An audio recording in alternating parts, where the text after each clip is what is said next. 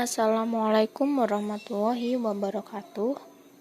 Saya Istiqomah NPM 1811060103 dari jurusan Pendidikan Biologi Fakultas Tarbiyah dan Keguruan dari UIN Raden Intan Lampung, kelompok PPL 102 dengan dosen pembimbing lapangan Bapak Dr. Muhammad Muhassin M.Hum. Nah, kali ini saya akan membahas tentang zat makanan pada sistem pencernaan. Nah, setiap hari kita itu melakukan makan seperti pada digambar, yaitu ada sarapan pagi, makan siang, dan makan malam. Nah, semua kegiatan makanan tadi dia itu menghabiskan berbagai jenis makanan sehingga membentuk energi yang bisa digunakan untuk beraktivitas sehari-hari. Nah, tahukah anak-anak kalau setiap makanan yang kita makan itu mengandung zat-zat tertentu? Untuk mengetahuinya lebih lanjut, mari kita bahas mengenai zat-zat makanan yang diperlukan oleh tubuh. Nah, pada dasarnya kita itu harus memenuhi kebutuhan energi kita dengan mengonsumsi makanan. Nah, zat-zat yang terkandung dalam makanan kita tadi itu berdasarkan jumlah yang dibutuhkan tubuh itu dikelompokkan menjadi dua, yaitu ada zat makanan makro dan zat makanan mikro. Ada zat makanan makro dan zat makanan mikro, di mana pada zat makanan makro ini dia dibutuhkan dalam tubuh kita itu dalam jumlah yang besar, sedangkan pada zat makanan mikro itu dibutuhkan dalam tubuh kita itu dalam jumlah sedikit. Nah, jadi secara umum tubuh kita itu membutuhkan zat-zat berikut yang ada karbohidrat, lemak, protein, vitamin, mineral, dan air. Nah, semuanya ini dia itu memiliki peranan yang sangat berbeda-beda pada tubuh kita. Nah, yang pertama itu ada karbohidrat. Nah, karbohidrat ini merupakan senyawa organik yang berasal dari gula. Berdasarkan gugus gula penyusunnya itu karbohidrat dibedakan menjadi 3, yaitu ada monosakarida, disakarida, dan polisakarida. Nah, ini ada jenis-jenis karbohidrat, yaitu ada monosakarida, dia itu memiliki rasa manis dan mudah larut di dalam air. Sedangkan disakarida, dia ini memiliki rasa manis dan mudah larut dalam air. Sedangkan pada polisakarida, dia ini memiliki rasa manis dan sukar larut di dalam air.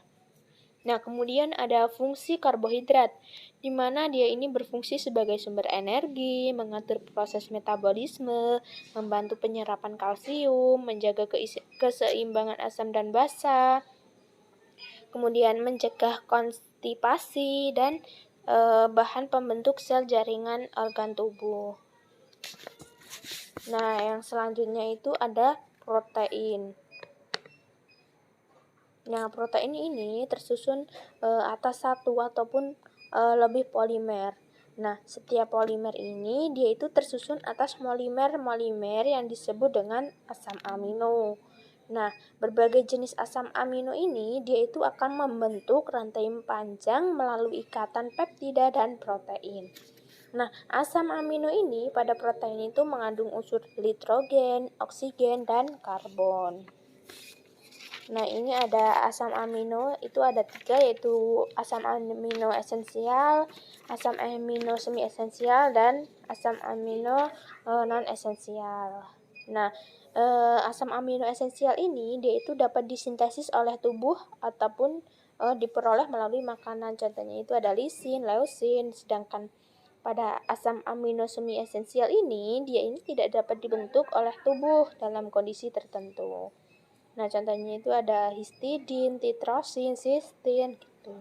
Nah, sedangkan pada asam amino non esensial ini dia itu tidak dapat disintesis oleh tubuh. Nah, yaitu contohnya asam glutamat, asam asparta, dan glutamin. Nah, kemudian ada jenis-jenis protein berdasarkan fungsinya itu menurut struktural dan fungsional. Struktural itu dia berfungsi untuk membentuk struktur sel, sedangkan fungsional melakukan fungsi tertentu dalam sel seperti imunitas, metabolisme, dan transportasi zat. Nah, sedangkan jenis-jenis protein itu berdasarkan sumbernya itu ada protein hewani dan protein nabati. Nah, protein hewani ini dia itu berasal dari hewan-hewan, sedangkan protein nabati dia itu berasal dari tumbuhan. Nah, adapun fungsi protein, dia itu sebagai sumber energi, memperbaiki jaringan tubuh, sebagai pembangun tubuh, menyeimbangkan cairan tubuh. Kemudian ada menyintesis zat-zat penting seperti hormon, enzim, dan antibodi. Kemudian yang terakhir itu berperan dalam sistem buffer tubuh. Nah, selanjutnya ada vitamin. Nah, vitamin ini adalah senyawa organik yang diperlukan tubuh untuk memelancar metabolisme. Nah, vitamin ini tidak dapat menghasilkan energi. Kemudian tubuh itu memerlukan vitamin dalam jumlah yang sedikit, namun tidak bisa digantikan oleh zat lain. Nah, kemudian ini ada jenis-jenis vitamin, yaitu ada vitamin A, vitamin B, vitamin C, vitamin D, vitamin E, dan vitamin K. Nah, kemudian ada jenis-jenis vitamin, yaitu berdasarkan sumber dan fungsinya.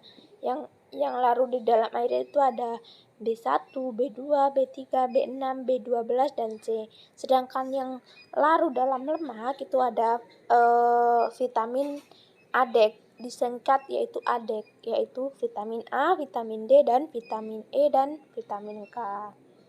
Nah, selanjutnya ada mineral.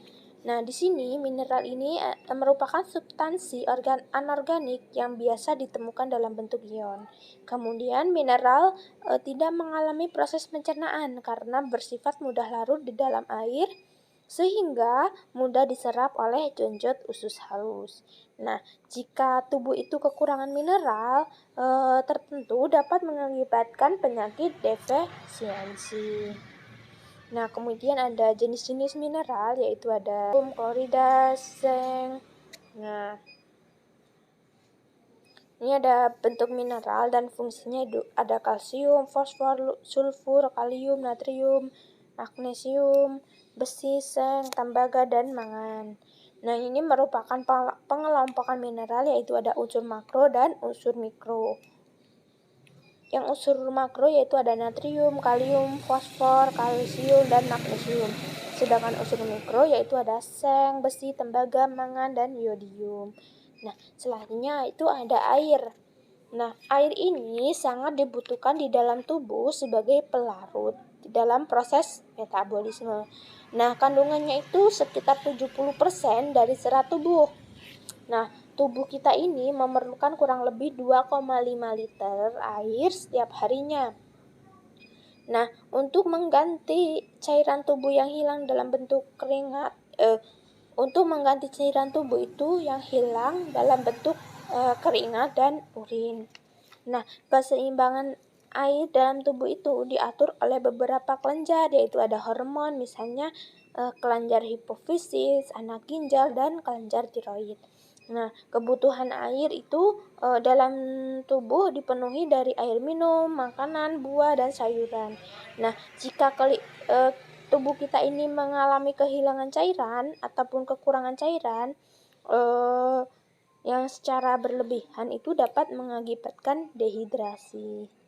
Ya, kemudian ada fungsi air, yaitu di mana dia itu mengatur suhu tubuh, melindungi jaringan dan organ tubuh, mengangkut sisa metabolisme keluar tubuh sebagai medium berbagai reaksi kimia tubuh, dan membawa nutrisi dan oksigen ke seluruh sel tubuh, dan yang terakhir itu mengurangi beban kerja ginjal dan hati.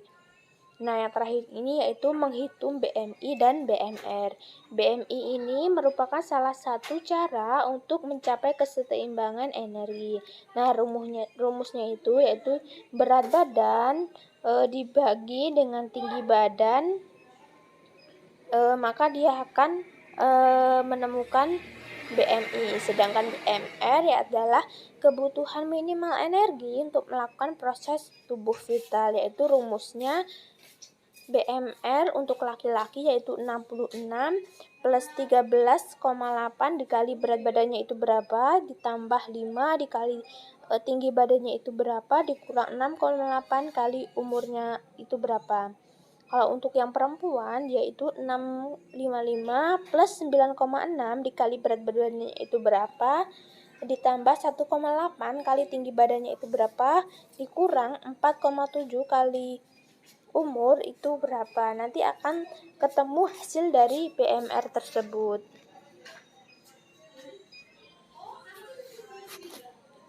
Terima kasih. Wassalamualaikum warahmatullahi wabarakatuh.